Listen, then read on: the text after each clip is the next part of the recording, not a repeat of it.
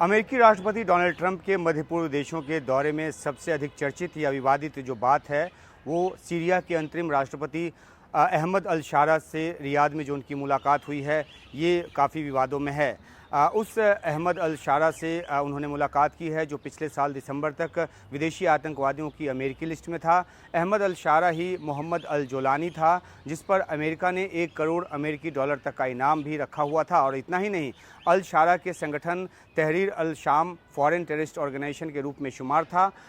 ये इराक में अमेरिकी सेना से भी लड़ चुका। पिछले साल अल शारा ने सीरिया में तब के राष्ट्रपति बशर अल असाद की सत्ता उखाड़कर उस पर कब्जा कर लिया। सीरिया में अल शारा की जीत के पीछे तुर्की के राष्ट्रपति एर्दोआन की ताकत भी रही और फिलहाल अल शारा जो है वो सीरिया के अंतरिम राष्ट्रपति के तौर पर काम कर रहे हैं। वे सैन्य संघर्ष के ज़रिए सत्ता पर काबिज हुए।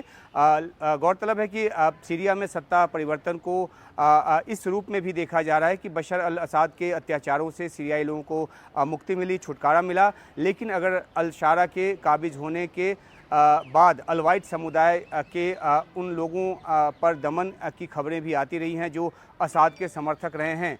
अमेरिका ने 1970 के दशक से ही सीरिया पर अलग अलग तरह के प्रतिबंध लगा रखे हैं, लेकिन अब असाद की सत्ता जाते ही और अल शारा के सीरिया के अंतरिम राष्ट्रपति बनते ही सीरिया से प्रतिबंधों को हटाने का जो ऐलान है उन्होंने किया है। और उन्होंने दलील दी है कि ये सीरिया के लोगों के जीवन को बेहतर बनाने के मकसद से किया जा रहा है।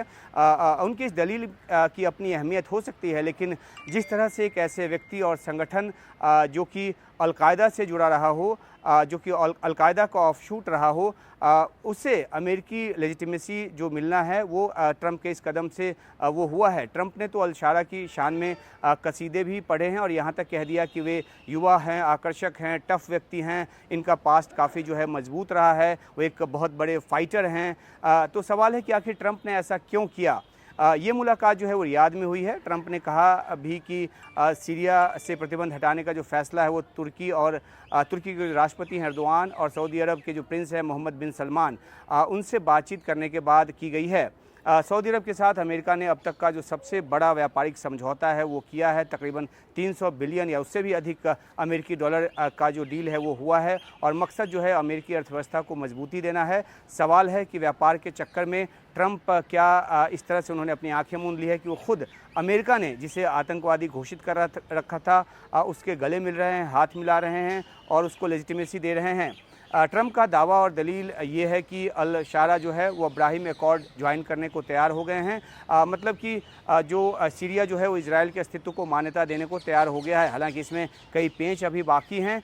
जो सऊदी अरब है उसने ये कहा है, उसको भी कहा गया है कि वो अब्राहिम एकॉर्ड ज्वाइन करे, लेकिन उसने पहले ये मांग की है कि इजराइल पहले फ़िलिस्तीनी राष्ट्र को मान्यता दे। तो इस तरह की जो शर्तें हैं वो सऊदी अरब की तरफ से निकलकर सामने आई है। लेकिन सबके बीच अल शारा और ट्रंप की जो मुलाकात है और उनकी जो मुलाकात की जो तस्वीर है वो ट्रंप की नीति को लेकर तमाम सवाल खड़े कर रही है।